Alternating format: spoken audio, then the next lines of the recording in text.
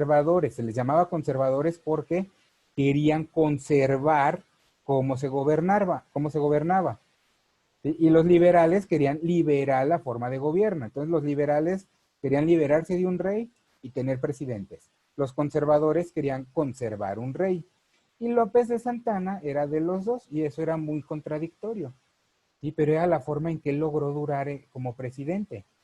Sí, porque le decía a los conservadores, sí, vamos a poner un sistema de reyes. Y luego le decía a los liberales, sí, vamos a poner un sistema de presidentes.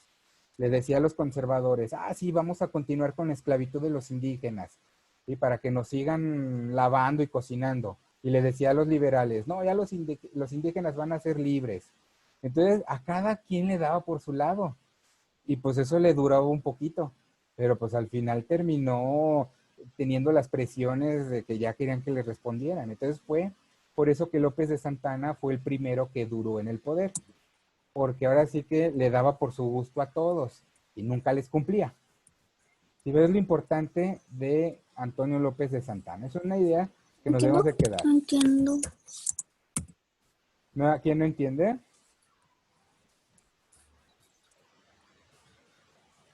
Es muy lento, ¿no? Gabriela, ¿todo bien? A ver, déjame ver. Sí.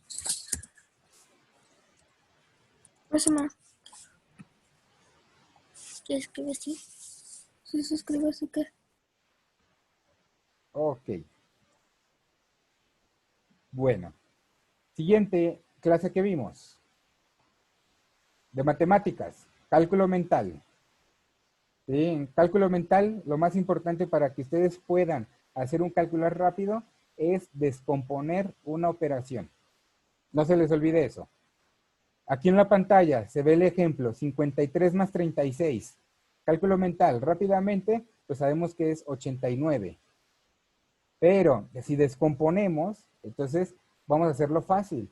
53 más 36 lo vamos a descomponer en 50 más 30, que es 80. Y luego descomponemos 80 más 3, 83. Más 6, 89. Pero descomponemos el número. ¿Sí? El cálculo mental no es utilizar los dedos. ¿Sí? Igual, cuando estemos en clases, recuerden que hay unas actividades de cálculo mental. Entonces, se trata de no usar los dedos. A ustedes en su casa no usen los dedos. Es para que ustedes fortalezcan su actividad cerebral. Entonces, lo importante en cálculo mental es descomponer los números. ¿Ok? Fue lo que vimos en la tele. Siguiente clase. Vimos en la materia de formación lo que fue la equidad de género. Sí, de una niña que quería ir a la escuela y su papá no la dejaba y luego el papá también iba a tener una operación y luego operar una doctora y que el papá no quería, que decía pues que las mujeres doctoras no eran, eran mejor los hombres. Entonces ahí tenemos que ese señor estaba haciendo discriminación de género. Eh, en la foto que les pongo ahí en la pantalla, ¿sí? Espero que la alcancen a ver. Es una foto en blanco y negro que dice Women of the World Unit, que significa Mujeres del Mundo Unido. Resulta que hay un día que festejamos el Día de la Mujer. Y eso eso se dio debido a que hace muchos años, hace aproximadamente como 100 años, unas mujeres empezaron a exigir sus derechos. Fíjense, una injusticia. Ellas eran trabajadoras y ganaban menos de la mitad que los hombres y trabajaban mucho más horas. ¿Sí? Y aparte de que ganaban menos de la mitad y trabajaban más horas, no les tenían un sistema de seguridad. Si se enfermaban, las corrían. Si se accidentaban en el trabajo, las corrían. Y entonces lo que hicieron fue a manifestarse pidiendo la igualdad de derechos. ¿Sí? Pero como si ahorita todavía hay manifestaciones, ahora imagínense en aquella época, entonces se manifestaron y lo que hicieron los dueños de la fábrica fue quemarlas. ¿Sí? Las pusieron, el dueño prefirió quemar su fábrica con sus trabajadoras adentro. Fue un acto tan feo que eso hizo que la humanidad nunca olvidara que debemos de tener igualdad.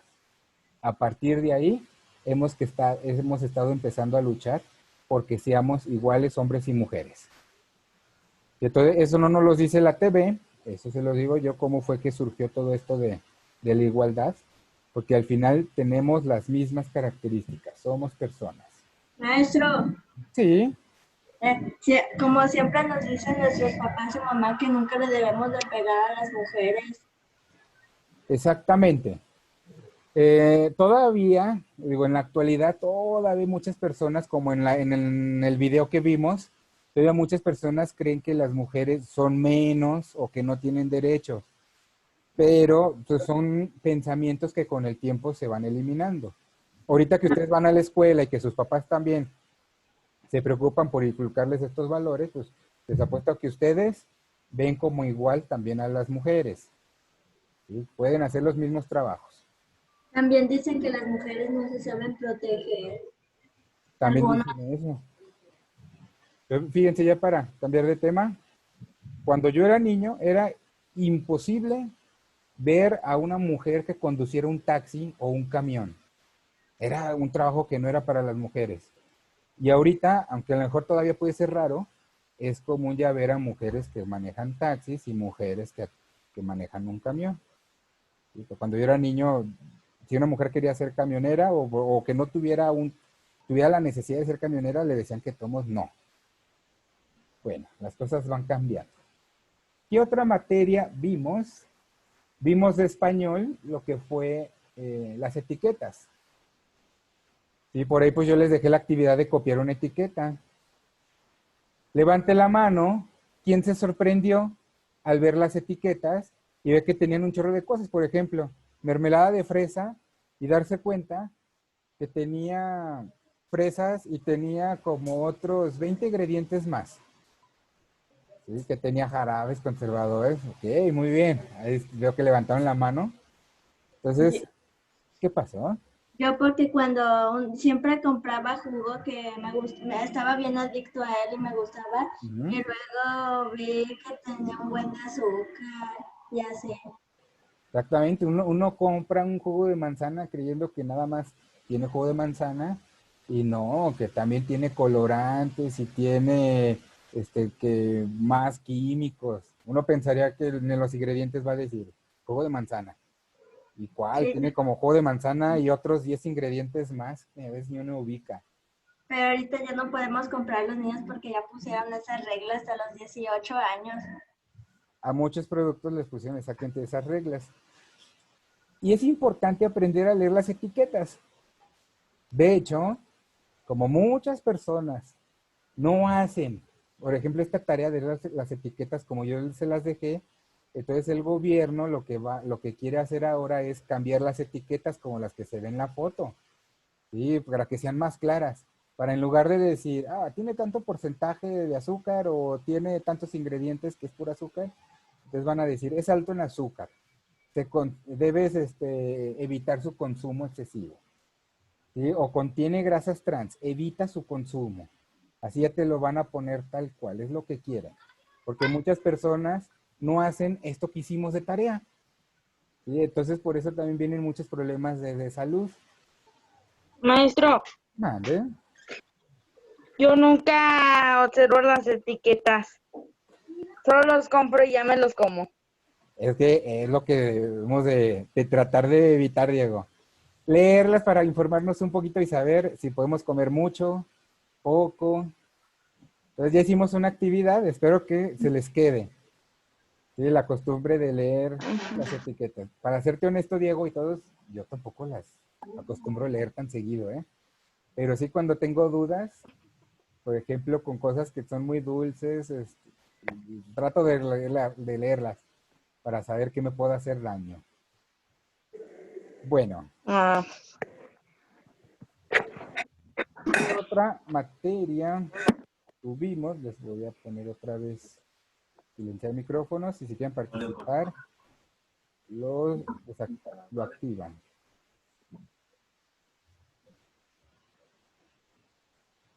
De matemáticas, vimos los cuerpos geométricos. Y yo les venía ahí la diferencia entre figura geométrica, que son las planitas, como el rombo, como el cuadrado. Y venían los cuerpos geométricos, que ya son de figuras en tercera dimensión, como el cubo, el tetaedro. Entonces, ¿y para qué nos sirven en la vida real? Los cuerpos geométricos los vamos a encontrar tanto en la naturaleza como en las cosas que construye el hombre. Y eso es lo que nos quería decir la lección. De hecho, ahí venía una pregunta que nos hicieron en la televisión, era que pensáramos en qué, en la vida real, en dónde encontrábamos cuerpos geométricos. Y ya nos decían, un cono, pues a veces te lo encuentras en los conos del tránsito, ¿verdad? Un cilindro, pues puede ser un tanque de gas. Y entonces, bueno, en la naturaleza, en la primera foto es un panal, ¿sí? Y si acercamos, si pudiéramos ver de cerca el panal, está hecho con muchos hexágonos. Eso lo encontramos en la naturaleza. Y cosas que hace la naturaleza a veces también la hace el hombre. Este que tenemos aquí es un planetario. Y parece una cúpula, pero en realidad es un cuerpo geométrico hecho con decenas de triángulos. Entonces, esta figura, creen que es más fácil que hacer una figura completamente redondita. De antemano no podrían hacer, no podrían ponerle cristales si estuviera completamente circular como una pelota. No está circular como una pelota, aunque así lo parezca. Cada triangulito está completamente plano. Entonces encontramos cuerpos geométricos en todos lados. Entonces, tanto en la naturaleza como en el panal, como en el planetario que se ve en la foto. Bueno, por ejemplo, cuando yo era niño, hubo unas olimpiadas en Corea, Japón. Y si ustedes tienen la oportunidad de buscar en internet, hay un estadio de fútbol que se llama el Estadio Nido de Pájaro. Y es muy interesante ese estadio porque no tiene absolutamente ninguna línea paradita. Todas las casas que vemos aquí en México tienen unas columnas para que la casa resista. Y ese estadio no tiene ningún pilar paradito. Todos están acostados y parece un nido de pájaro. Bueno, sinónimo de que dominamos los cuerpos geométricos. O el arquitecto que lo hizo lo dominó. De artísticas, ¿recuerdan lo que decían del orden y desorden? Ahí hay una pintura. ¿Alguien me quiere decir si esa pintura les transmite orden o les transmite desorden? ¿Alguien que quiera participar? Adelante, Diego. Es desorden. Transmite desorden, exactamente. Esta pintura. No es desorden, no es orden, porque es orden porque cuando es orden no están tan juntadas las figuras y cuando es orden están separadas. Con ese orden están separadas, hay líneas rectas. Para mí esta pintura me demuestra desorden. Exactamente. Entonces, tuve que poner mute porque se escuchaba el eco. Esta pintura, como dice su compañera y como nos dice Diego, transmite desorden. Y algo importante es que, y se los dije también en la sesión pasada, recuerden, el arte no tiene que ser bonito. Y a veces las personas no tienen que apreciarlo en un primer momento. Les platico muy rápido la historia de esta pintura, porque toda pintura, toda obra de arte tiene una historia, ¿sí? Y trata de transmitir algo.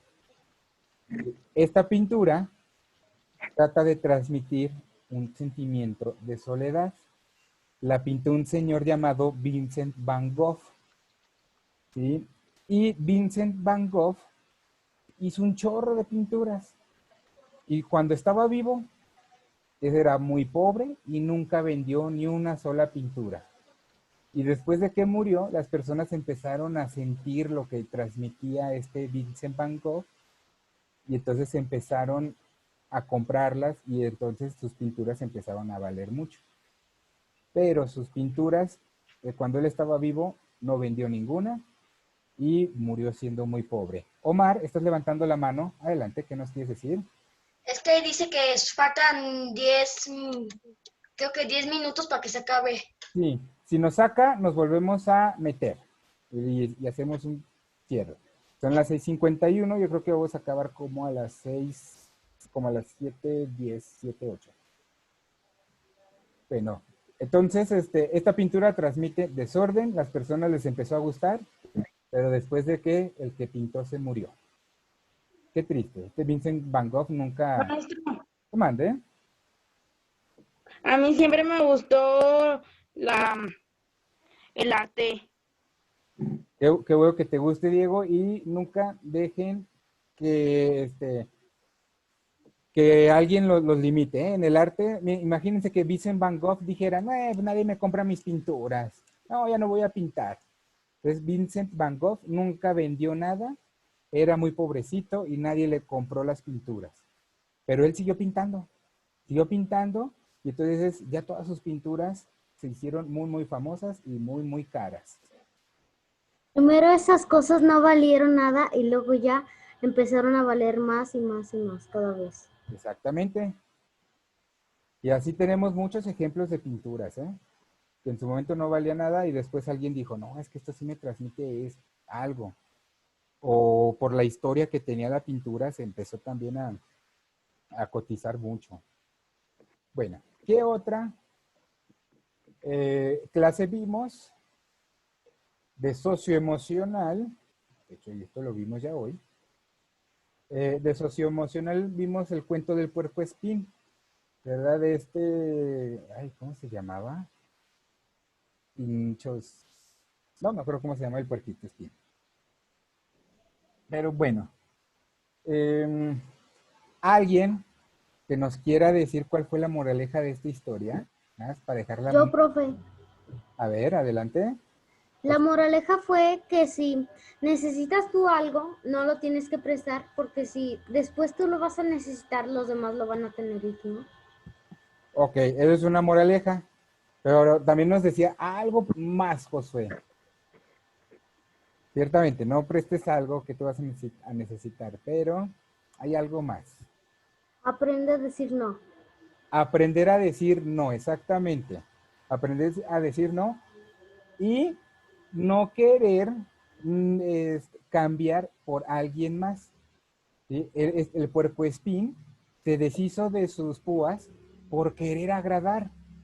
O sea, no sabía decir no por miedo a que lo fueran a rechazar. Esa es la moraleja principal. Ustedes tienen que, no deben de aceptar cosas que no quieran porque alguien más los vaya a aceptar. Ustedes tienen que aceptarse como son y los demás los van a aceptar, los tienen que aceptar como ustedes son. Siempre podemos cambiar para mejorar, pero no quitarnos nuestra esencia. ¿Sí? Que luego también eso se parece mucho a las historias de que me desjunto, bueno, te junto, pero solamente si haces esto. Eso no pasa en el salón, ¿verdad que no? Muy bien.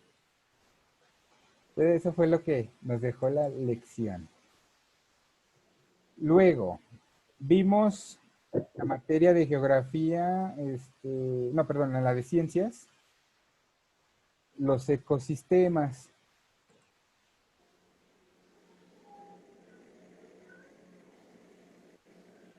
Miren, apenas estoy viendo los chats.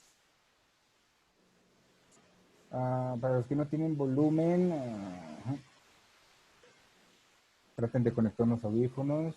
O debe haber un botoncito de volumen en la pantalla. Bueno, los sistemas es un sistema que tiene tres cosas: animales, plantas y un clima. ¿Sí? Eso siempre va a tener los ecosistemas: animales, plantas y un clima. Un tipo de animales, un tipo de plantas y un tipo de clima. Si es el desierto, entonces tenemos, por ejemplo, animales, serpientes, escorpiones, de plantas tenemos cactus y de clima tenemos algo muy árido y seco. Y eso siempre van a tener los ecosistemas. Y hay vida en muchas partes que uno no creería. Aquí en la foto les enseño la vida que hay dentro de una cueva. Una cueva tiene también un clima. Es muy raro esto. No llega el sol. Como no llega el sol, muchos de los animales que viven adentro de la cueva y que nunca salen de la cueva, pues no agarran color. Entonces aquí tenemos una cucaracha sin color, porque no vive con el sol, nunca le dio el sol. ¿Sí? Adentro de una cueva también hay insectos, tiene su propio clima, hay insectos que comen algas o que comen bacterias y luego otros animales comen de esos insectos y luego esos animales se mueren y se convierten en comidas de algas. Entonces una cueva también es un propio ecosistema que tiene animales propios, plantas propias y un clima propio, aunque no haya sol.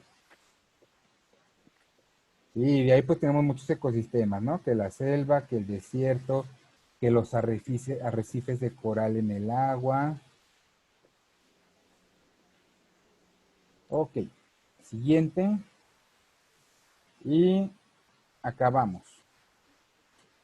En la materia de geografía nos mencionaba un poco sobre cómo obtener energía y la actividad era sobre diferentes tipos de energía.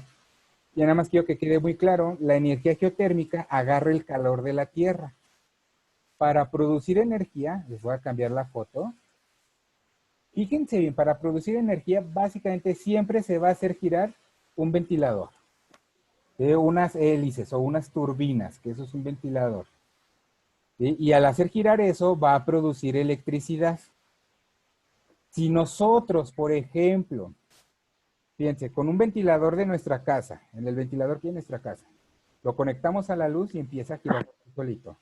Pero si nosotros lo giráramos así bien rápido a ese ventilador, nosotros lo giramos con el dedo o lo hiciéramos girar sin electricidad, del otro lado del ventilador va a salir electricidad. ¿Sí? Ese ventilador, si lo conectas a la electricidad, gira. Y si tú lo giras, entonces tú estás generando el movimiento y del otro lado vas a producir electricidad. Así funcionan todas las formas o muchas formas de producir electricidad. Energía geotérmica, utilizan el calor de la tierra para calentar agua, evaporar el agua y que el vapor gire la turbina. Energía eólica, utilizan el aire para que el aire gire el ventilador y producir energía. Energía, por ejemplo, energía hidráulica. Utilizan una cascada para que la cascada caiga sobre el ventilador y así el ventilador gire. Son ventiladores muy grandes o turbinas especiales que giren y producir electricidad. Energía nuclear. Utilizan la radiación para calentar agua y así producir vapor que gire una turbina y así producir electricidad. Aquí en Guanajuato tenemos electricidad gracias a una ciudad, creo que queda en San Luis Potosí, es la central eléctrica y queman gasolina, queman petróleo para calentar agua y que se genere vapor y que gire una turbina y producir electricidad. Entonces la clave está en siempre buscar forma de calentar agua, ya sea con el centro de la tierra, ya sea con una cascada, así mover la turbina, pero siempre se va a buscar mover la turbina, ya sea calentando agua y generar vapor, ya sea con una cascada, ya sea con el viento, pero bueno. ¿Dudas, preguntas hasta aquí?